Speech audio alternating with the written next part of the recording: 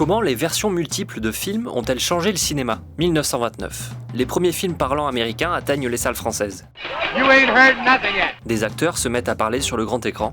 Le problème, c'est qu'ils parlent en américain. Ça a complètement changé l'histoire du cinéma. C'est posé la question pour les majors de savoir comment mon film américain allait pouvoir être diffusé en France. Les studios américains inventent alors la version multiple. On prend des acteurs de différents pays, on les amène sur le même plateau, dans le même décor, et ils vont faire le même scénario en différentes langues. En version anglaise, italienne, française, allemande. Certaines majors s'installent même à Paris pour centraliser les productions européennes. C'est à ces versions multiples qu'on doit le fameux accent de Laurel et Hardy.